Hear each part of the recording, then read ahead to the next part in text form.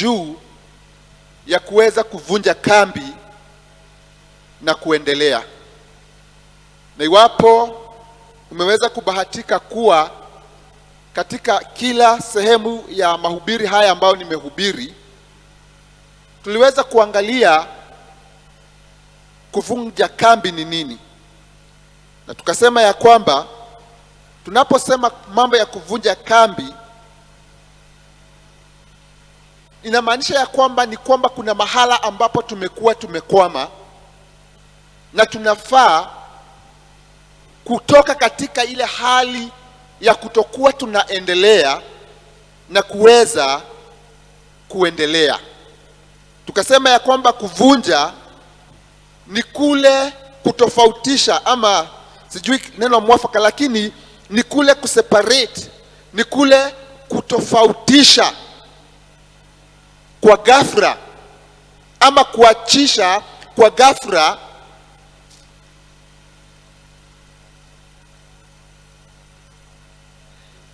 Kiswahili kinapungua lakini tunaendelea. Ni kule it's to break it, to separate suddenly and violently. Ni kutenganisha kwa ghafla na pia unatumia nguvu kidogo. Pia tukasema camp, it's anything that keeps us in one place, ama inatuweka mahala ambapo tumekwama. Na tukasema ya kwamba kunayo mambo ama kambi ambazo tunafaa kuvunja ndio tuweze kuendelea. Na nikapatiana 3. Nikasema ya kwanza ni kule kutokuwa na imani kwake Mwenyezi Mungu. Ya pili nikasema ya kwamba ni ile hali ya dhambi. Kama Wakristo lazima tutengane na dhambi. Nakumbuka mara ya mwisho nilihubiri ilikuwa ni tarehe 26 mwezi wa kwanza, na nilizungumzia hili jambo hasa sana. Na lingine ni ule udhaifu wetu ambao unafanya tusikie kwamba hatuwezi. Na nikasema ya kwamba kunayo mambo 3 ambayo yatatusaidia kuweza kuvunja kambi katika maisha yetu na ndiposa tukaweze kuendelea. Na jambo ya kwamba nikasema ya kwamba ni kulenga macho yetu katika maono. Nikasema ya kwamba wana wa Israeli maono ambayo walikuwa wamepatiwa ni ya kuingia katika nchi ya ahadi. Na kwa hivyo iwapo wao wangeweza kuimiliki ile nchi, ni lazima wangekaza macho yao katika hayo maono. Hata ingawaje kuna mambo mengi ambayo waliweza kukumbana nayo, ambayo lengo ya yale mambo ni kwamba wasiweze kufika ule mji wa ahadi, ni lazima wangeweza kulenga katika maono ya kufika katika nchi ya ahadi iwapo wangeweza kuimiliki ile nchi. Pia jambo lingine nikasema ya kwamba ni ile hadi ya kuwa na njaa kubwa kwa mambo ya Mungu. Na la 3 nikasema ya kwamba ni kuweza kuwa na shauku. Bwana asifiwe sana. Ni lazima tuwe with hunger and passion. Na kile ambacho ninachoenda kuzungumzia siku ya leo hasa yanaegemea haya mambo mawili, ambayo ni kuwa na njaa na shauku katika mambo ya Mungu. Iwapo kuna kitu ambacho kitatuwezesha tukaweze kufanya kazi katika hali ambayo ni ya kiungu, in the spiritual realm, ikiwa kuna kitu ambacho kitatuwezesha hali yetu ya kiroho kuweza kudhihirika katika ulimwengu ambao tunaishi, ni lazima tuwe na njaa na shauku. Tunapokuwa na njaa na shauku, inatuwezesha sisi kuendelea katika hali zetu za kiroho. Inatusaidia kuendelea katika hali zetu za kiungu. Wacha niseme kwa Kiingereza kidogo. That hunger and passion for God transcends us to spiritual or divine advancement. na huo ndio ujumbe wangu wa dhuhuri ya leo. Spiritual or divine advancement. Kuwa na njaa na shauku inatupatia hali ya kuendelea katika mambo ya kiroho na kiungu. Ndugu yetu Mneno amesimama hapa juzi na akatuambia ya kwamba katika hii safari ya imani kuna majukumu ambayo yako, na kunayo majukumu ambayo ni yetu sisi kama wanadamu, na tunapofanya sehemu yetu inafungulia Mungu kufanya sehemu yake. Anafanya majukumu yake kama Mwenyezi Mungu. Akatupatia mfano mwema kutoka yale maandiko ambayo aliweza kutusomea, mahala ambapo Petero anaambiwa akaweza kushusha nyavu na Yesu Kristo. Na tunapata ya kwamba Mungu alipatiana mwelekeo, ama Yesu alipatia wanafunzi wake mwelekeo. Na Petero, kama jinsi tulikuwa tumeambiwa ya kwamba yeye alikuwa ni mvuvi ambaye alikuwa na uzoefu mwingi sana, na kwa hivyo alifahamu ya kwamba wakati ambapo Yesu anamwambia akaweza kushusha nyavu zake, hakukuwa na samaki wengi, bali samaki waliweza kuwa wengi katika bahari wakati wa usiku, na walikuwa usiku kucha wamejaribu kushika samaki lakini hawangepata mmoja. Lakini Petero, kwa sababu aliweza kufahamu ya kwamba anayeninenea ni Mungu, ni Bwana, ana uwezo wa kufanya zaidi ya jinsi mimi naweza, akamwambia ya kwamba tumefanya kazi usiku kucha na hatujapata samaki, mbali kwa neno lako. In other words, Petero anasema ya kwamba mimi nitafanya majukumu yangu kulingana na vile umeweza kunielekeza, mbali kwa neno lako. Anasema ya kwamba mimi nitafanya majukumu yako na pia wewe ufanye yako. Na Mnene akatuambia ya kwamba hata Petero alikuwa anamwambia ya kwamba mimi nitafanya, so ukitaka kujiaibisha wewe ufanye nini? Ujiaibishe. Bwana asifiwe sana. Na kwa hivyo hii safari ya wokovu, haya majukumu ni lazima yafanywe kazi, ndiposa kiwango cha uungu wetu ama Mungu ambaye tunayemfanyia kazi yakaweza kudhihirika. Tunapata ya kwamba katika maandiko ambayo tumesoma, kulikuwa na sehemu ya wana wa Israeli na kulikuwa na sehemu yake Mwenyezi Mungu. Wanaambiwa ya kwamba wakageuke na wakaweze kwenda katika milima ya Wamori,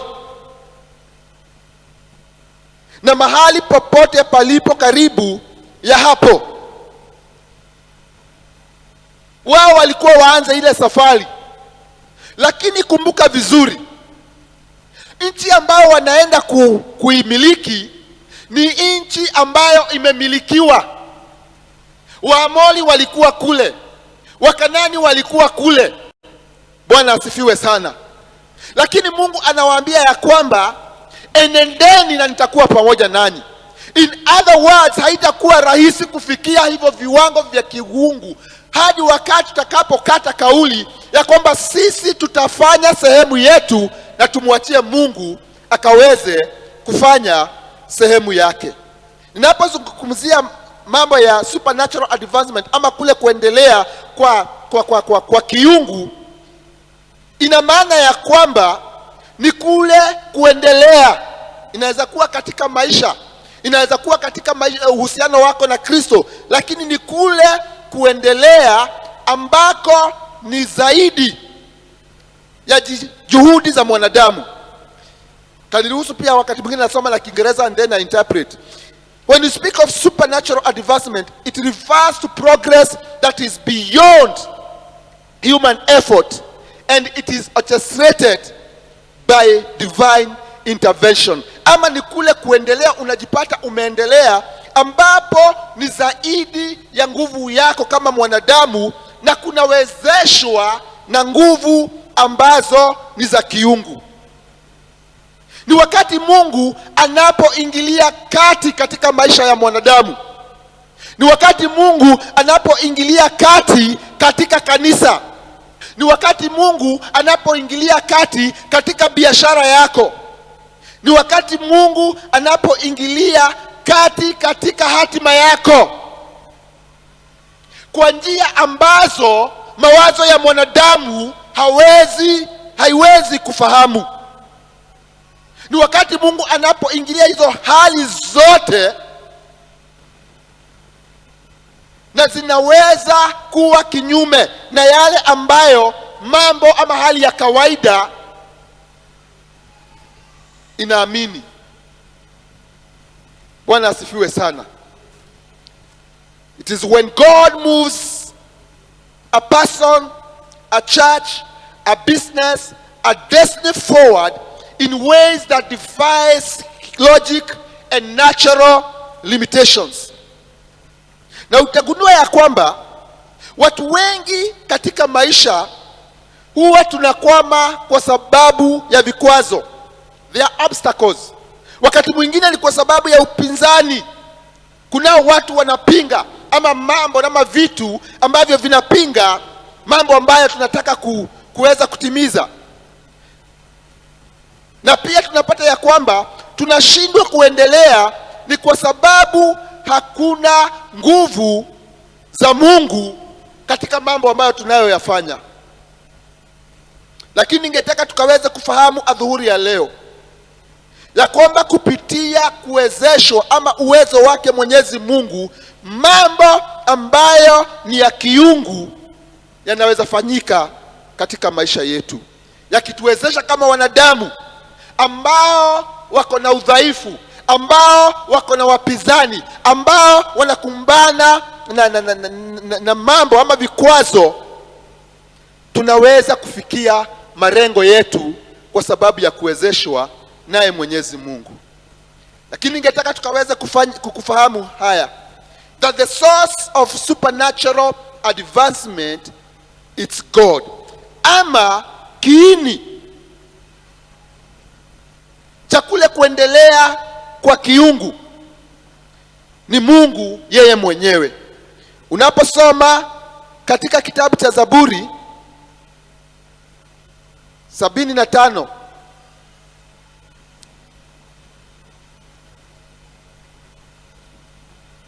Zaburi 75 mstari wake ni wa 6 na 7.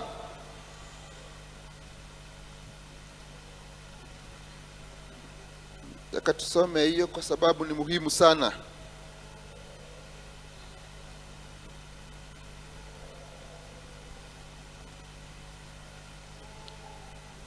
Psalms 75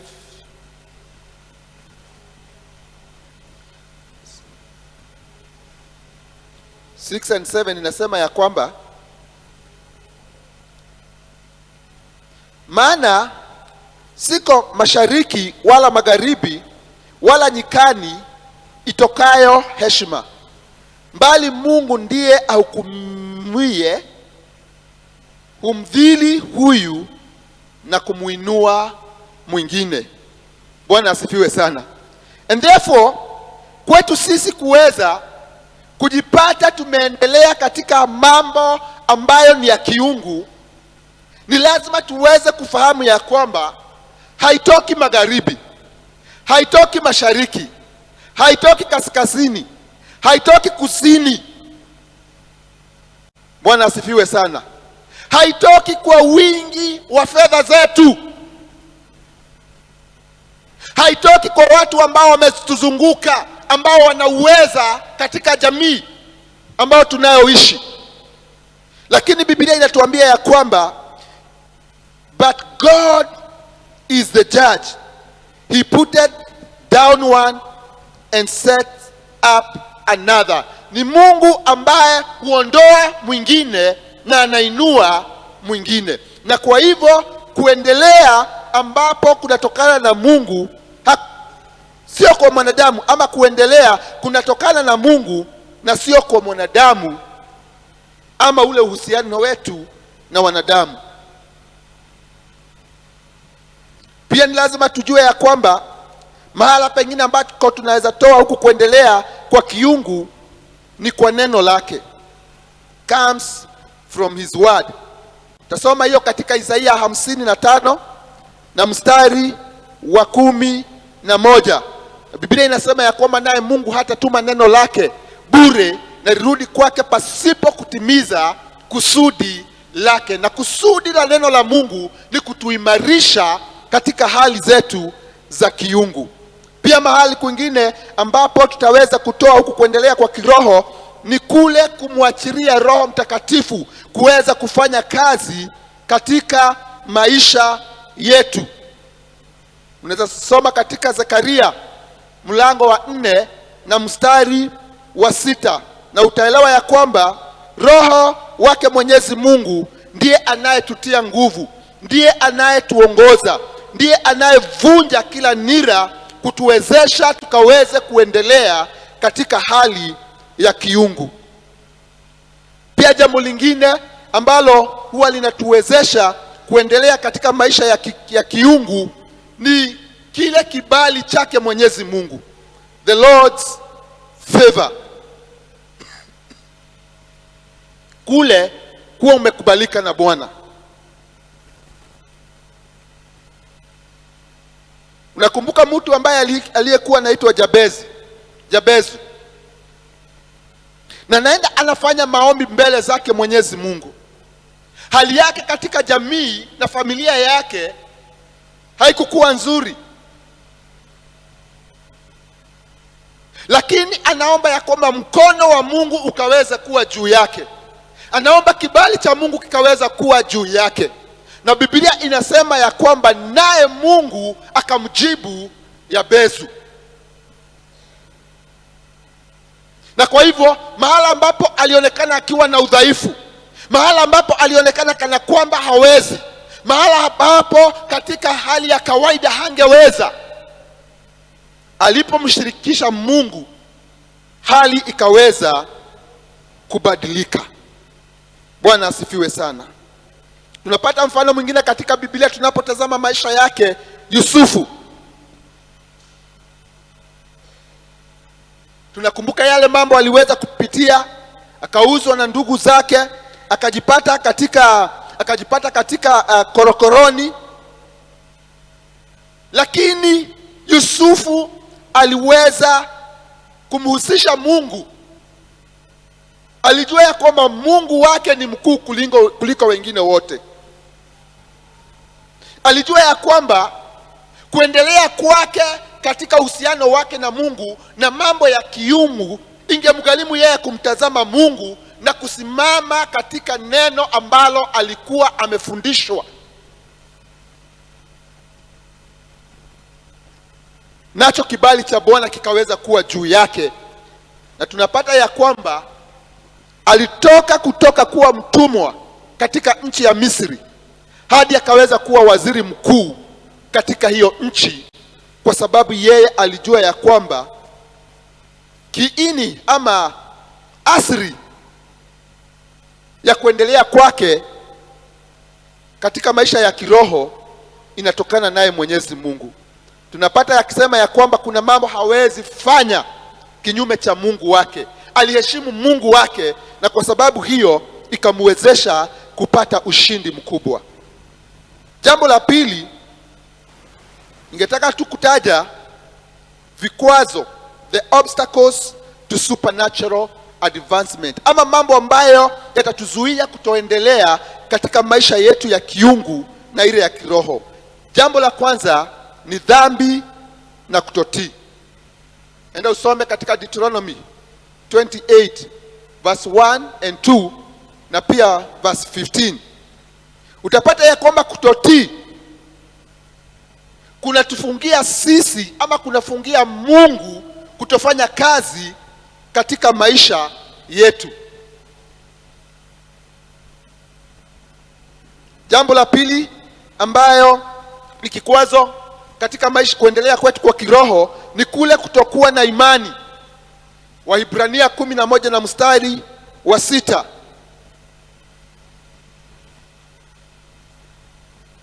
Imani ndio ufunguo unaofungua utenda kazi wa kiungu katika maisha yetu.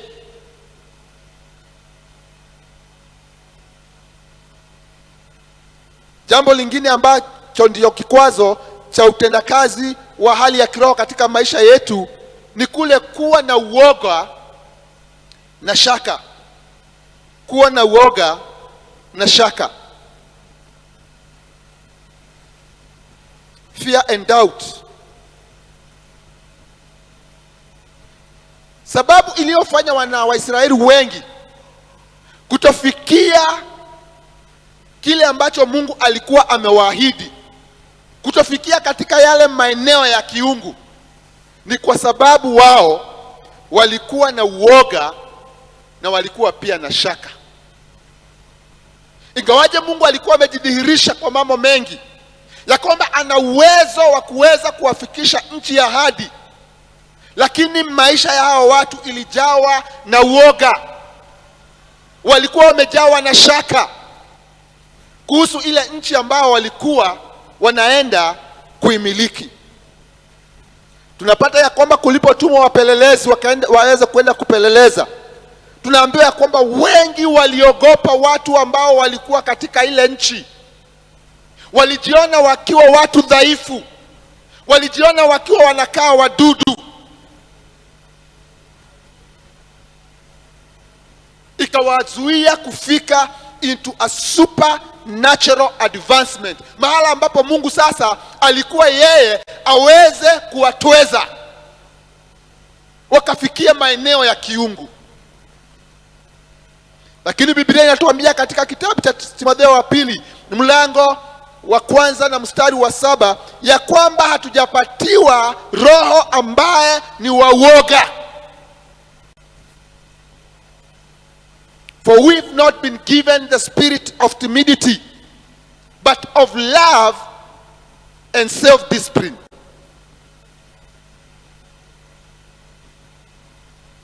Kikwazo kingine ambacho kitatuzuia kufikia maeneo ya kiungu ni kuwa na uhusiano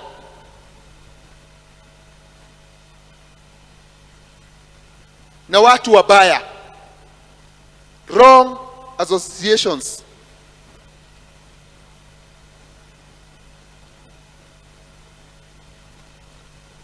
Sababu ambayo iliyofanya ya kwamba wana wa Israeli wawe na uoga mwingi na waweze kutia shaka katika agano ambazo ama ahadi ambazo Mungu alikuwa amewapatia ni kwa sababu wao walitaka kujiassociate na watu wa mataifa.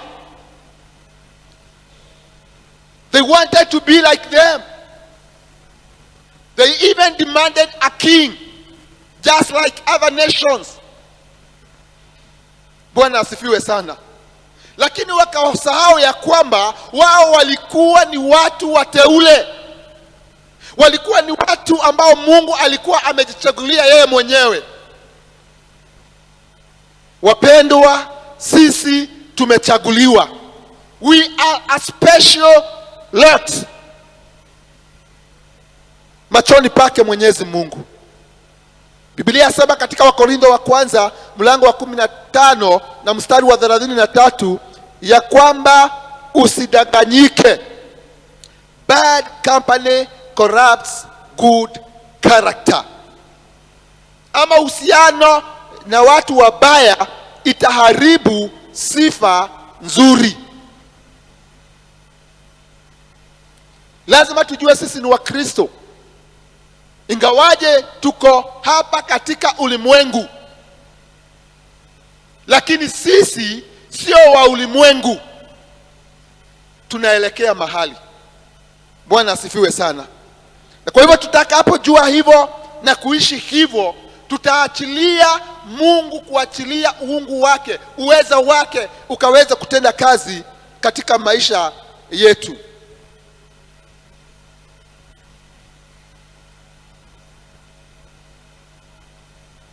Jambo la tatu ambalo ningetaka kuguzia ni kuhusu ni mambo yapi ambayo yatatuwezesha kuingia katika hayo maeneo ya kuendelea katika kiungu, katika maeneo ya kiungu. Keys to supernatural advancement. Keys to supernatural advancement. Number one, ama jambo la kwanza ni kule kufuata mwelekezo wa kiungu, divine direction. Kuelekezwa ama kuchukua mwelekezo wa kiungu. Unaposoma utaenda usome katika Isaia 30 na mstari wa 21, na utafahamu ya kwamba wakati unapofuata Mungu anapokuongoza, ni lazima uweze kuendelea in a divine way or in a supernatural way.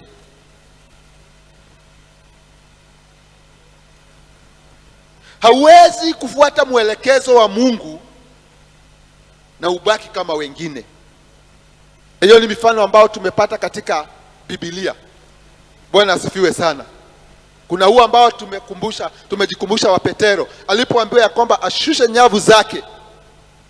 Biblia inatuambia alipata kiwango kikubwa cha samaki hivi kwamba nyavu zilianza kuraruka.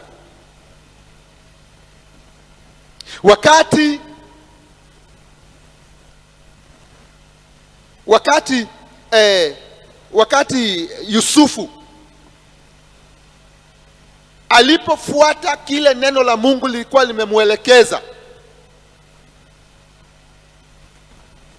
tunaona vile alivyotoka korokoroni kimiujiza, na Mungu akaweza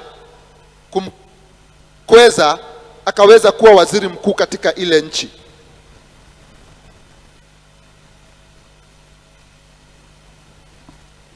Kwa hivyo wakati tunapofuata mwelekezo wake Mwenyezi Mungu, when God leads, advancement is inevitable.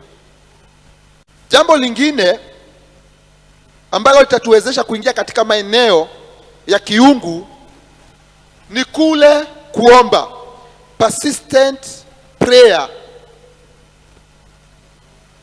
na niongezee fasting. Kuna viwango ambavyo hatutafikia pasipo kuomba. Na sijui kama umegundua ya kwamba maisha ya mwanadamu ama Mkristo wote inafaa kuwa maombi. Inafaa kuwa maombi. Ukiangalia maandiko ambayo yanayotueleza kuhusu maombi, yanadhihirisha ya kwamba maisha ya Mkristo inafaa kuwa maombi. Inasema ya kwamba omba pasipo kukoma.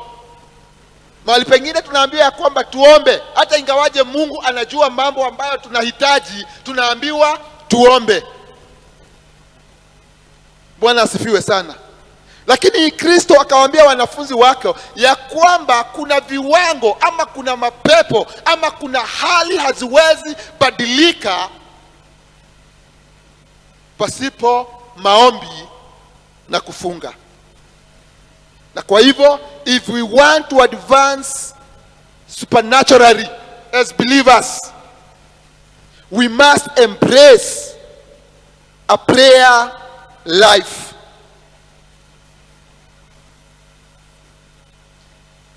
Jambo lingine ambalo litatusaidia ni kule kuwa watiifu kwa neno lake Mwenyezi Mungu. Kuwa watiifu kwa neno lake Mwenyezi Mungu. Enda usome katika Yoshua mlango wa 1 na mstari wa 8. Najua ni maandiko ambayo tunayafahamu. Na Yoshua anaambiwa ya kwamba iwapo utaifuata hizi sheria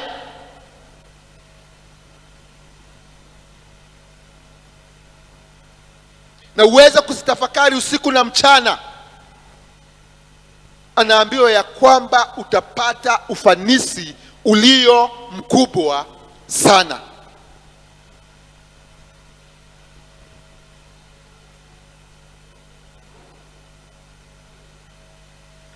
Kwa hivyo ni vizuri kama Wakristo tuzidi kupalilia kule kutii kwetu neno lake Mwenyezi Mungu. Mambo ambayo yaliyo hapa ulimwenguni, hali na uovu uliojaa hapa ulimwenguni, wakati mwingine tutajipata ya kwamba tunajaribiwa kutotii neno lake Mwenyezi Mungu ndio tupate ufanisi in quotes wa hapa ulimwenguni. Lakini nataka kukumbusha kila mmoja wetu, Mungu wetu ni Mungu ambaye ni mwaminifu. Mungu wetu anaona wakati tunaposimama kutetea kile ambacho ametuagiza tukaweze kufuata. Na kwa hivyo tunaposimama kwa ajili ya neno lake, kwa hakika pia yeye atakuja kwa sababu ya hali zetu na kuweza kutukweza. Jambo lingine ambalo litatuwezesha kuweza kuendelea katika hali za kiroho ama maeneo ya kiroho ni kule kuweza kumtumikia Mungu kwa mioyo yetu yote. Serving God wholeheartedly. Unaweza enda usome katika kitabu cha Kutoka mlango ni wa 23 mstari wa 25 na 26.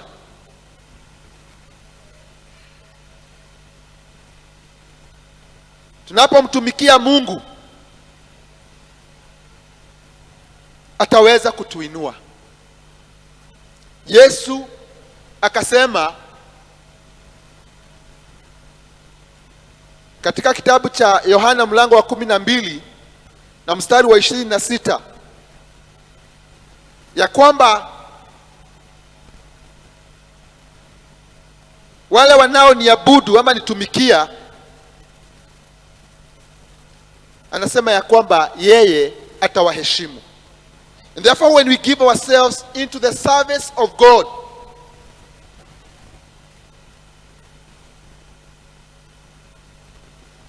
we are going to be lifted, na kibali cha Bwana kitakuwa juu yetu.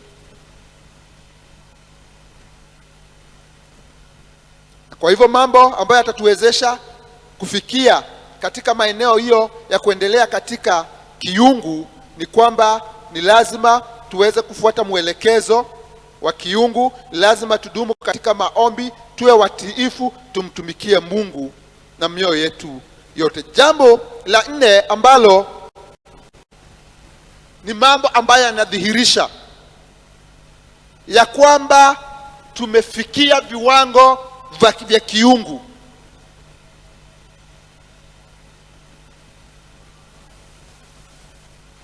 What are signs of supernatural advancement?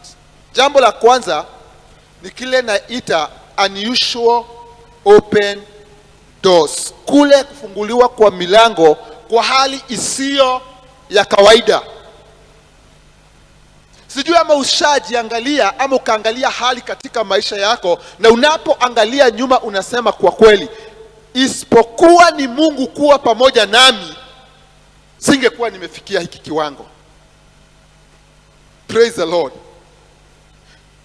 Wakati tutakapofanya majukumu yetu, tumwachilie Mungu kutenda kazi, ama tumwachilie Mungu kufanya majukumu yake katika maisha yetu, kuna mambo ambayo Mungu ataenda kufanya. Kuna milango ambayo Mungu atafungua. Na kwa kweli wewe ukiangalia unasema kwa kweli, isipokuwa ni Mungu, singekuwa nimefika mahala ambapo nimefika. Kuna mahali utajipata na uangalie useme ya kwamba if God was not involved in this process, singekuwa nimefika mahala hapa. Praise be to the name of the Lord. But when we fail to be faithful in playing the role and doing the responsibility that God has given to us, hatutafikia viwango vile, kwa sababu tutakuwa tumefungia utendakazi wa Mungu katika maisha yetu na katika hali zetu.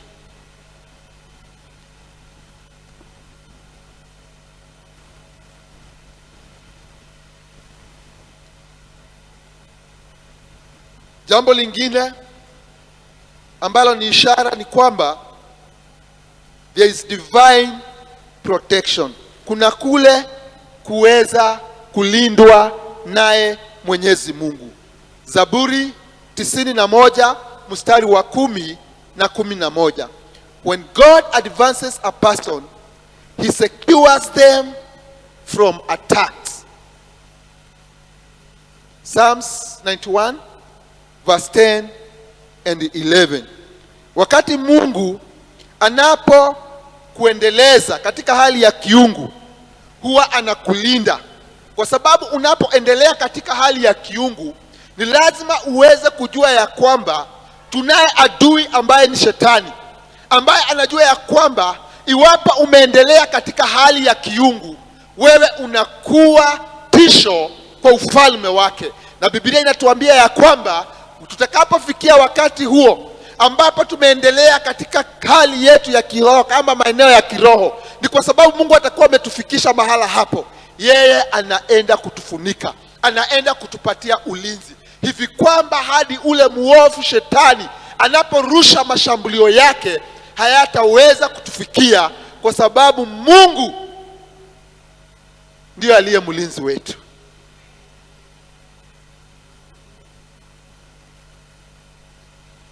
Bwana asifiwe sana. Unajua kuna mambo ambayo huwa tunaogopa, ambayo yanadunisha Mungu wetu.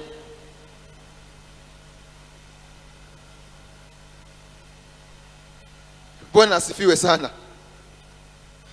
Mimi siamini naweza rogwa. Siamini hata uende kwa ule wa Kitui, uende wa wapi, uende wa Zanzibar, haitanifikia. Praise the Lord.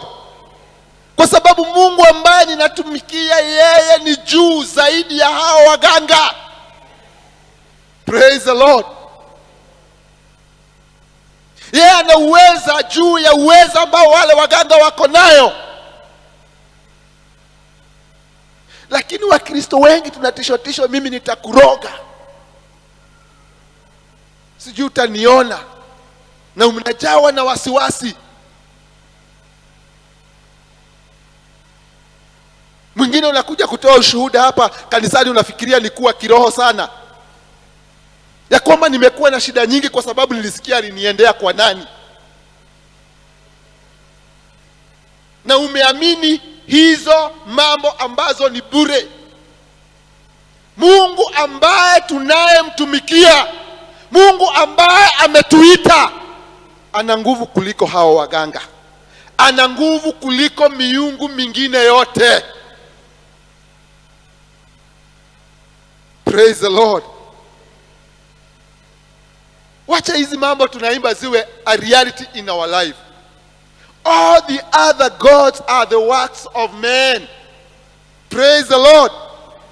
Lakini Mungu wetu is the most high God.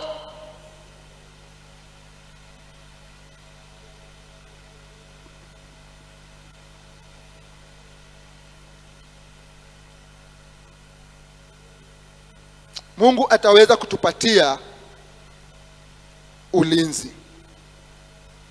Na sio hivyo tu,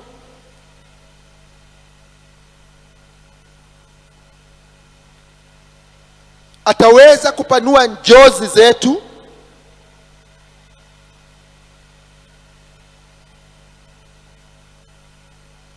wakati tunapo, ama mojawapo ya ishara ambazo ni za kuendelea katika hali za kiungu ni kupanuliwa jonzi zetu, enlargement and expansion.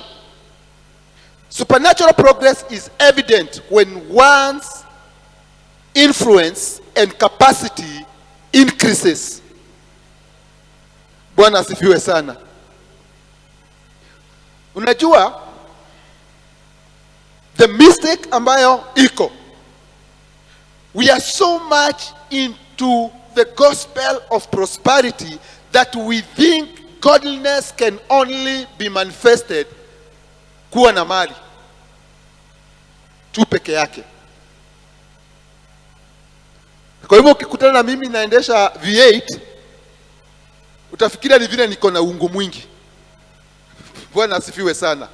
Lakini ukweli wa mambo ni kwamba hata ambao wanaoabudu shetani, hata wengine wanaendesha magari mazuri kutuliko. Huo ndio ukweli wa mambo. Huo ndio ukweli wa mambo. Kwa hivyo tusidanganyike.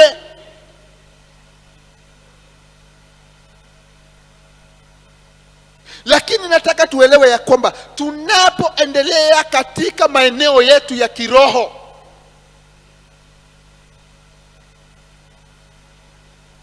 pia Mungu huwa anapanua jozi zetu. Bwana asifiwe sana. So, na kwa hivyo ninaposema hivi, simaanishi ya kwamba kila mtu ambaye ako na kitu ama ako na vitu vingi ina maana ako karibu sana na Mungu. La hasha. Lakini pia Mungu Bwana asifiwe sana, he owes everything. Na si ati hawezi kutubariki nazo. Praise be to the name of the Lord. Wengine wetu tumekataa kufikia viwango hivyo kwa sababu hatujakuwa na desire ya kumwachilia Mungu to increase us, advance us supernaturally. Na wakati mwingine, kuna wakati Mungu hata tupatia vitu kwa sababu anajua tu akitupatia tu, kwa sababu hatujafikia kile kiwango, tunamtoka.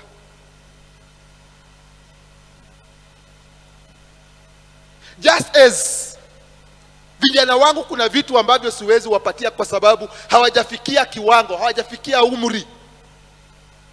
There are things that we've not received because there are levels that we've not yet achieved. Praise be to the name of the Lord. Kila ninasema ni kwamba wakati tunapoenea katika maeneo ya kiroho, tunapoendelea katika maeneo ya kiroho, kunayo milango Mungu anafungua, kunazo jozi ambazo Mungu anapanua kwa ajili yetu. Napoenda kumalizia,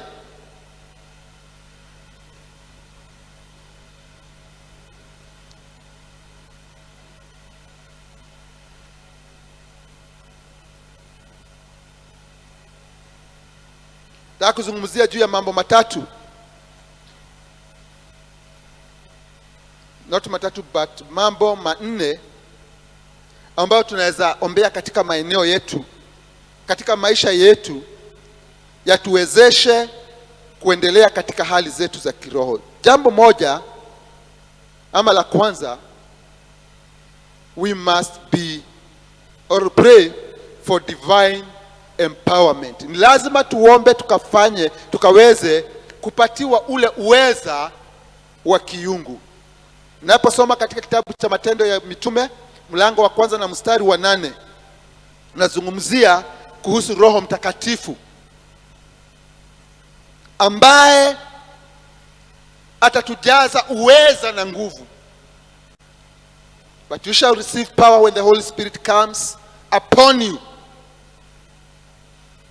Ni lazima kila Mkristo, if we want to advance supernaturally, we must pray for divine empowerment, ya kwamba Mungu kupitia kwa Roho wake Mtakatifu akatutie nguvu ama uweza.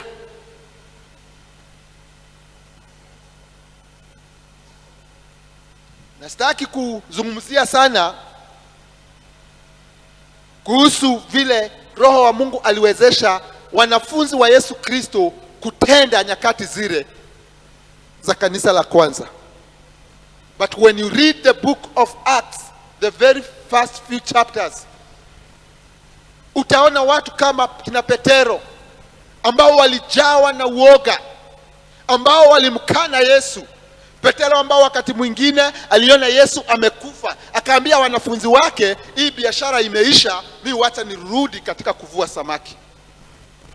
Unapata katika mlango wa 3, baada yake kutiwa nguvu na Roho Mtakatifu, anasimama kwa ujasiri. Yesu ambaye alikuwa amemkana, akaanza kuwa wakili, akaanza kupigania huyu Yesu Kristo.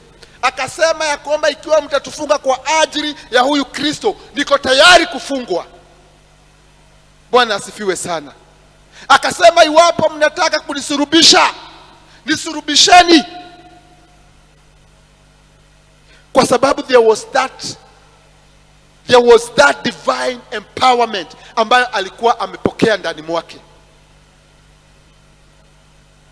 Na mimi nikiulizwa, this is the empowerment that the church needs today. In the prevalence of many evils. Wakati watu wanataka kuishi vile wanataka, wakati watu wanataka kufanya vile vyote wanataka na hawamchi Mungu, kanisa linahitaji kupatiwa uwezo wa kiungu ambao unatokana na Roho Mtakatifu wake Mwenyezi Mungu. And therefore, as we pray for other things that we desire to have in life, we must desire the Holy Spirit of God in our lives. Ni lazima tuombe ya kwamba Mungu akaweze kutupatia uweza wa kiungu ambao utatuwezesha kusimama nyakati kama hizi.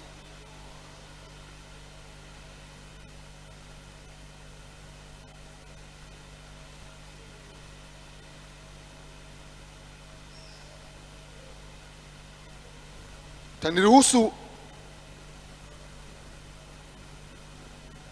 nitaje tu hizi zingine ndio tuweze kutamatisha. Ni lazima pia tuweze kuomba, na tuombe kwa ufunuo ya kwamba kuna vitu ambavyo ni vyetu ambavyo hatujaweza kuzipokea. Bwana asifiwe sana.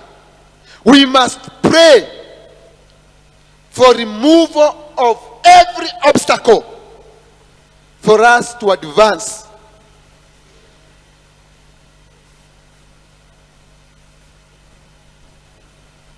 Supernaturally.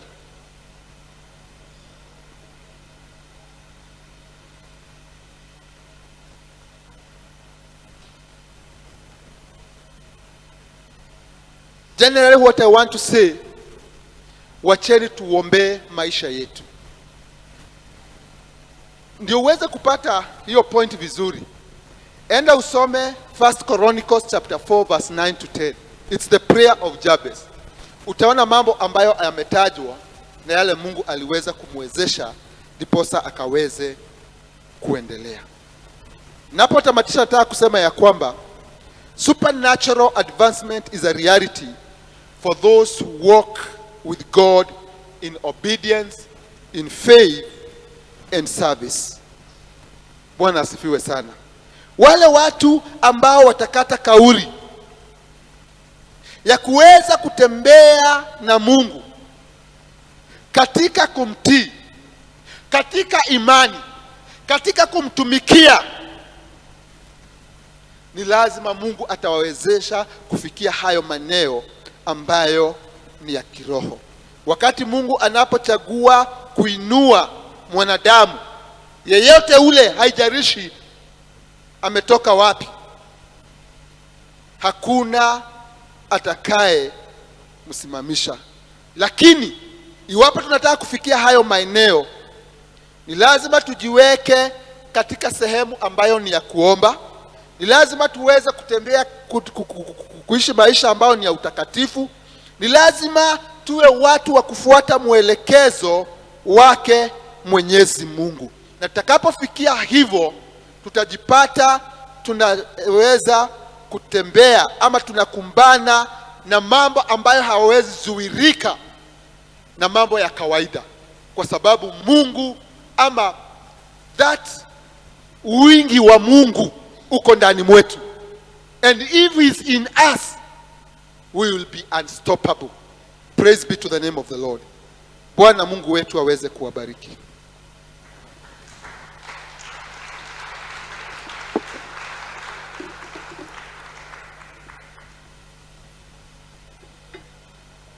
Tuongezee makofi kwa Mungu.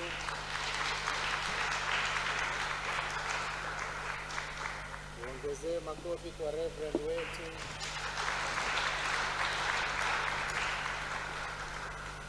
Naomba sasa kwa unyenyekevu tuweze kusimama. Mungu wetu na Baba yetu, asante kwa kuzungumza nasi mchana wa leo. Bwana, ukamtuma Roho wako Mtakatifu akazungumza na mtumishi wako, na mtumishi wako amezungumza na kuleta neno lako kwetu kwa ufasaha. Mwenyezi Mungu, Mungu wetu, utusamehe wakati tumekosa kuwa na imani, wakati Bwana tumeogopa, kujawa na hofu na kujiunga na watu ambao hawana imani na kauli kama zetu. Bwana tusamehe, utusamehe Bwana, utusamehe Bwana. Bwana Mungu, ninaomba mchana wa leo utatujaza na Roho wako Mtakatifu. Tutakuwa na shauku na kiu cha kujawa na Roho Mtakatifu, ili Bwana tuwe na nguvu za kushindana katika ulimwengu wa kisasa. Bwana, tupate nguvu mpya zisizo za kawaida wakati kama huu usio wa kawaida. Bwana wa majeshi, naomba juu ya kila mshirika mahali hapa, kila baba, kila mama, kila kijana. Bwana, give us a revelation to receive from you, Lord. Tupate kufahamu Bwana kwamba kuna yale ambayo ungependa tupokee na bado hatujapokea. Ukazungumza na watumishi wako ukawaambia taifa, go and possess the land. Bwana, tusaidie kujua kwamba we have not fully possessed, and help us to remove every obstacle in our lives. Bwana, tuzunguke na maombi. Bwana, hebu maombi yetu na mioyo yetu iwe ni kuzungumza na wewe asubuhi, kuzungumza na wewe mchana, kuzungumza na wewe jioni, kuzungumza na wewe kila saa. Bwana, tusaidie kuomba kama vile Jabezi alipoomba akasema, Bwana Mungu, niondolee uchungu. Bwana Mungu, panua hozi langu. Bwana Mungu, naomba hili litakuwa ni ombi letu. We will, Lord, our lives be encompassed with prayer, persistent and passionate prayer, desiring more and not being satisfied with the few that we have received. Thank you, our Father. Asante Mungu wetu, hatutajifananisha na wengine.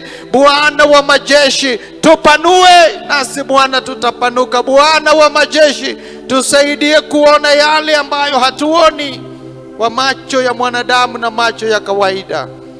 Maana tumeomba katika jina la Yesu Kristo, mkombozi wa maisha yetu. Kanisa la Bwana tuseme amen. Kanisa la Bwana tuseme amen. Jennifer na timu yako, every time tukimaliza ibada tunatakana tuwe kwa madhabahu.